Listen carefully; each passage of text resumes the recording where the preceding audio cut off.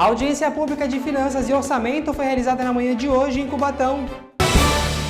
Semana Nacional da Ciência e Tecnologia movimenta Instituto Federal Cubatense. Após acidente de Lula, Mauro Vieira irá representar o Brasil na Rússia. Levantamento da OMS aponta que o Brasil é o quarto país com a população mais estressada. Hoje é terça-feira, 22 de outubro de 2024. Vamos juntos? Fique por aqui, o seu Últimas Notícias começa agora.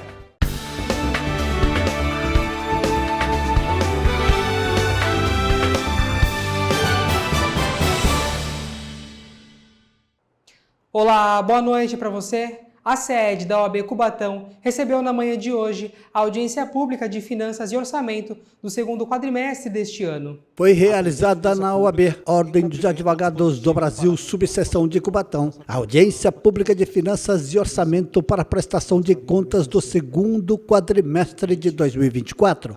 O presidente da Comissão Permanente da Pasta é o vereador Rony Dubar, que comandou a audiência pública. Para o secretário de Finanças do Poder Executivo, Genaldo dos Santos, é extremamente importante essas audiências porque visa a transparência do trabalho realizado.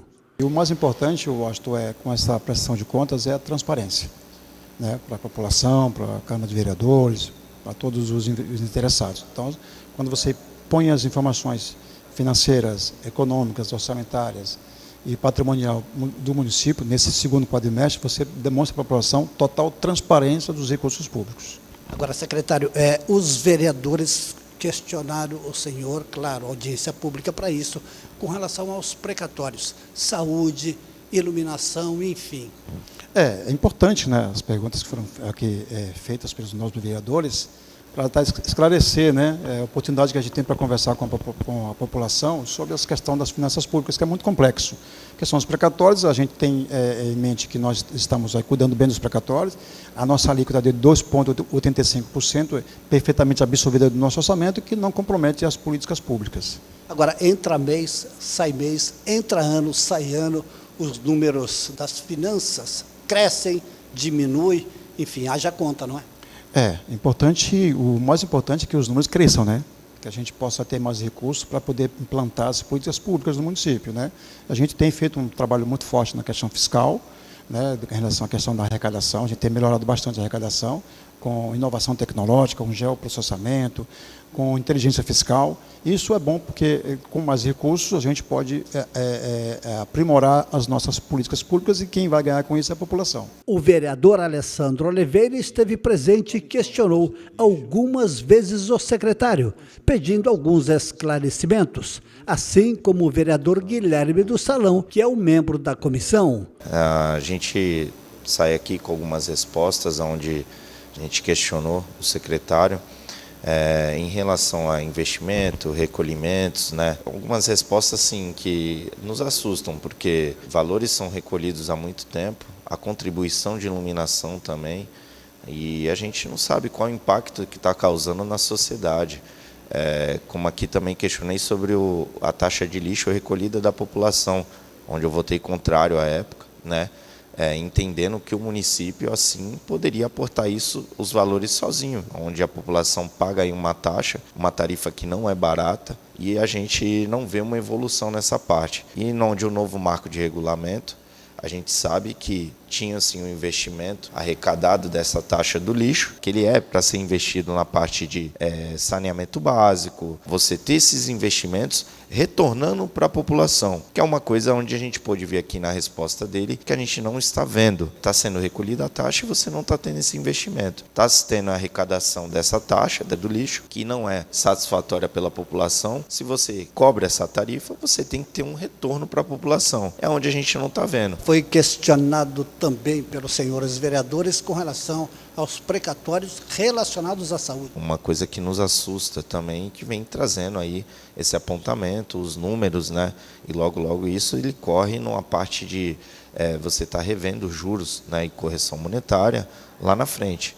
causando assim um risco aí para o município. A gente vê isso massivamente, igual a da Sabesp. A Sabesp, quase todas as audiências, eu como membro, eu tenho questionado. E a gente pôde ver aí os valores totais de cerca de 180 milhões, o município está vindo agora, que aí vai aparecer, lógico, no próximo quadrimestre, a ser apresentado aqui para a população, tendo em vista aí que foi pago uma boa parte, precatório, a gente tem que ter muito cuidado com isso. E é uma coisa que a gente tem que seguir ali firme, né? Pagando aí como foi feito em 300 parcelas. Diversas atividades foram realizadas na Semana Nacional da Ciência e Tecnologia do Instituto Federal de Cubatão. Teve feira com produtos sustentáveis, palestras e oficinas. O Instituto Federal de São Paulo, Campus Cubatão, recebeu a 21ª Semana Nacional de Ciência e Tecnologia. O tema este ano foi Biomas do Brasil, Diversidade, Saberes e Tecnologias Sociais, que tem como objetivo debater questões para o futuro do nosso planeta e também promover o conhecimento científico. A semana foi recheada de atividades, como feira ecossolidária, oferecendo produtos sustentáveis, oficinas, palestras e apresentações de trabalhos desenvolvidos pelos alunos do Instituto Federal, como Tec Saúde, que é um sistema de armazenamento e acesso ao histórico de dados médicos. O meu projeto ele é uma aplicação web voltada para a área da saúde. Ele basicamente vai ser um armazenamento das informações médicas dos pacientes. A gente pensou nesse projeto porque a gente viu a fragmentação dos dados nas unidades de saúde e a gente pensou, por que não criar uma aplicação web para centralizar essas informações em um local? O nosso projeto ele surge como uma alternativa onde o paciente consiga acessar suas informações e o seu histórico de uma forma segura. Ele foi desenvolvido em C#, com ASP.NET, ele segue a Lei de Proteção de Dados e as diretrizes do Ministério da Saúde. Helena Cavaliunas é artista plástica e ministrou a palestra sobre arte e sustentabilidade.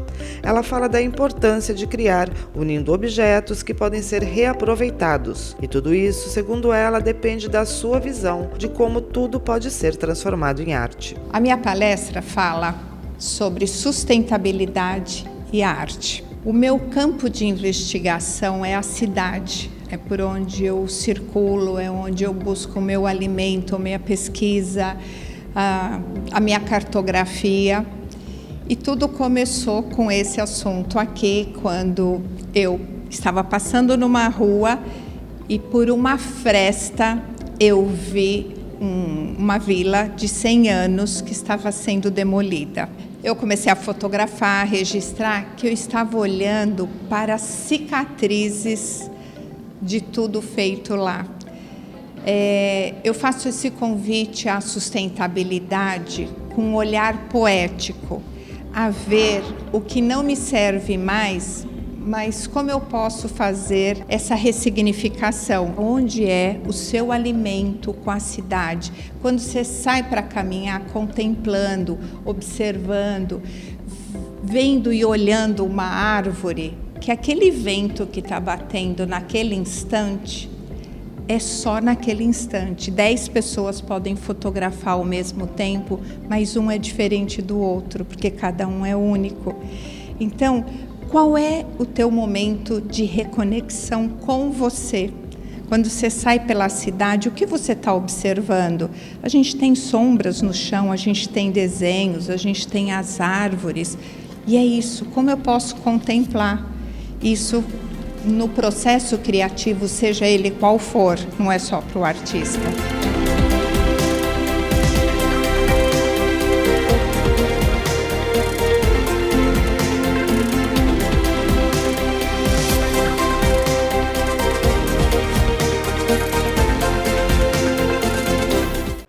Ontem informamos o acidente sofrido pelo presidente Lula, que acabou interrompendo a viagem dele até a Rússia. Com isso, Mauro Vieira será o representante do Brasil na cúpula dos BRICS. Será o ministro de Relações Exteriores do Brasil, o chanceler Mauro Vieira, que irá chefiar a delegação brasileira na cúpula dos BRICS, que começa hoje em território russo. Mauro Vieira foi designado no lugar do presidente Lula, que sofreu um acidente doméstico na residência oficial no último sábado. O BRICS, com a expansão, é um processo em formação E os chefes de Estado vão discutir todos os temas que estão na agenda, que são os novos parceiros, as modalidades, os tempos, então é isso. Por motivo de precaução, os médicos recomendaram que o presidente Lula evite algumas viagens de longa distância. Apesar disso, o presidente segue trabalhando normalmente em Brasília. Mesmo após sofrer o acidente, Lula fará participação por videoconferência na reunião de chefes de Estado da cúpula do BRICS. O presidente em nenhum momento perdeu qualquer tipo de nível de consciência, desorientação. Ele mesmo que, ao cair, procurou fazer o contato com a equipe do Palácio para fazer as ações de primeiros cuidados. Será o primeiro encontro do BRICS com os novos membros que ingressaram no bloco em 2024. Brasil, Rússia, Índia, China, África do Sul. Até então compunham o BRICS, que agora também conta com os países como Irã, Arábia Saudita, Emirados Árabes Unidos, Egito e Etiópia como membros. Em 2025, o Brasil assumirá a presidência do BRICS, que conta com seu mandato rotativo de 1 ano por mandato. E olha, atenção para essa reportagem que a minha cinegrafista Fabiana vai ficar de olho junto com você aí de casa. Um levantamento da Organização Mundial da Saúde apontou que o Brasil é o 4º país do mundo com a população mais estressada. De acordo com um relatório divulgado recentemente pela OMS, Organização Mundial da Saúde, o Brasil ocupa atualmente o 4º lugar no ranking de um dos países mais estressados do mundo. Segundo os especialistas, esse transtorno pode ser contagioso. De acordo com a Organização Mundial da Saúde, o estresse é um estado de preocupação ou tensão mental em situações de adversidade. Entidades de saúde fazem alerta aos efeitos da saúde física e mental e aos elevados índices de estresse da população. O psicólogo Djalma Moraes afirma que para deixar de ser o 4º lugar no ranking mundial, o Brasil precisa ter uma força-tarefa multiprofissional. Essa abordagem pode envolver profissionais da saúde, principalmente psiquiatras, psicólogos, nutricionistas também, Mas um caminho que existe é a busca da autodefesa, ou seja, a pessoa praticar meditação, a pessoa buscar uma atividade religiosa, fazer trabalho voluntário também ajuda a resolver o problema do estresse. As caminhadas também ajudam as pessoas a encontrar um caminho para resolver esse problema. O que seria necessário seria adotar políticas públicas que levem as pessoas a serem atendidas tão logo elas comecem a apresentar seus primeiros sintomas. Mas, de outra forma, a pessoa própria pode perceber quando ela está em desequilíbrio consigo mesma e com o ambiente onde ela está, com excesso de nervosismo, insônia. Outra coisa também, não se trata o estresse simplesmente só com palavras, é preciso de uma abordagem interdisciplinar. E muitas vezes é preciso de um psiquiatra, um psicólogo, é preciso de um nutricionista, é preciso de muita gente. Mas a primeira coisa que deve acontecer é a pessoa se conscientizar que ela está num estado de estresse. Ela perceber que algumas coisas que ela faz realmente estão impactando com a vida dela e a vida de outras pessoas. O psicólogo Djalma Moraes explica que esse problema pode se tornar uma epidemia. Sim, podemos ter sim uma epidemia de estresse, aliás, ela já está por aí. Buzinaço no trânsito, perda de paciência das pessoas nas filas, um número muito grande de reclamações de pessoas com relação a moradias em condomínio, na rua, E fora disso também a gente percebe aumento da violência, principalmente violência doméstica, é a consequência do estresse, isso está bem claro. Especialistas afirmam que há uma grande preocupação com o aumento de problemas relacionados à saúde mental a cada ano e que quanto mais jovens as gerações, maiores as questões ligadas a este tema. A Agência Nacional de Vigilância Sanitária fez a proibição e a comercialização do uso de implantes de terapia hormonal, conhecidos como chips da beleza. Em decisão por parte da Anvisa, implantes hormonais manipulados em farmácias estão inclusos na proibição. Além disso, está previsto a suspensão da manipulação, comercialização, assim como propaganda e uso dos implantes. Os tamanhos mais comuns desses chips equivalem a um palito de fósforo e são aplicados de forma subcutânea. Eles trazem na sua composição 1 ou mais tipos de hormônios. Esse tipo de implante não tem registro na Agência Nacional de Vigilância Sanitária. Mesmo assim, o produto é vendido e utilizado. Agora, a Anvisa decidiu da proibição, levando em consideração que não existe garantia de qualidade, eficácia, assim como segurança desses produtos que podem gerar efeitos indesejáveis e graves para a saúde. A gente vem observando um aumento dos eventos à saúde, né, danos à saúde da população. Então, aí, quando ocorre esse tipo de problema, a gente tem a obrigação, como agência sanitária, de mitigar esse risco, e a medida preventiva ele tem esse propósito, né? E junto de uma avaliação com o seu médico, verificar a necessidade de retirar ou acompanhar esse implante que está no paciente. Isso é uma avaliação médico-paciente. Além da suspensão, a agência emitiu um alerta para a população e profissionais da saúde. Dentre as principais complicações observadas em pacientes que utilizam esses produtos manipulados estão a elevação do colesterol, hipertensão arterial, o acidente vascular cerebral, conhecido AVC, e arritmias cardíacas. O projeto Cubatão Sinfonia realiza atividades especiais com cerca de 300 crianças e adolescentes de escolas públicas da cidade. Através do Ministério da Cultura, o programa Cubatão Sinfonia está recebendo várias palestras, oficinas e muita música. A unidade de ensino Escola Estadual Afonso Schmidt recebeu a abertura da programação. O programa conta com atividades para 300 crianças e adolescentes. A palestrante Amanda Cis destacou a importância da profissionalização. Bom, é um tema de extrema importância. O nosso intuito hoje aqui é orientar esses jovens para que eles tenham a consciência de que ter um futuro promissor, que eles sejam felizes profissionalmente, que eles prosperem, que isso é algo plenamente possível, falar um pouco sobre as oportunidades e dar dicas também para que eles consigam alcançar esse sucesso profissional. Principalmente nessa idade, a gente tem hoje aqui jovens a partir de 12 anos até os 16, então nós vamos falar sobre oportunidades de mercado, explicar um pouco sobre cada tipo de profissão e dar dicas de como eles podem se inserir nesse mercado. O projeto conta com uma emenda impositiva de 4 parlamentares.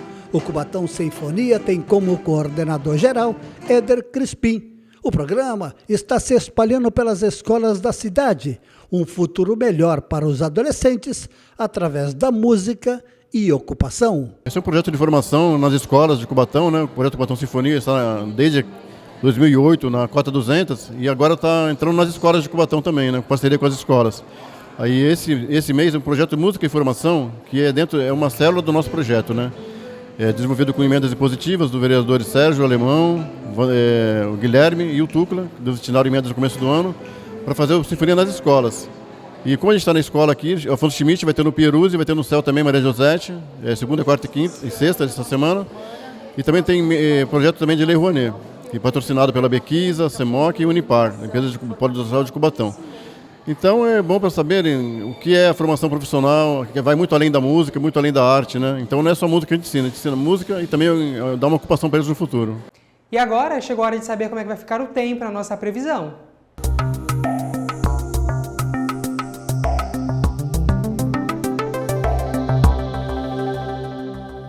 Quarta-feira amanhece ensolarada com nuvens surgindo no decorrer do dia. Há previsão de garoa para o final da tarde. As temperaturas têm leve queda, com mínima marcando 20 e máxima 27 graus. Venta leve durante todo o dia e a umidade relativa do ar tem variação entre 68% e 100%.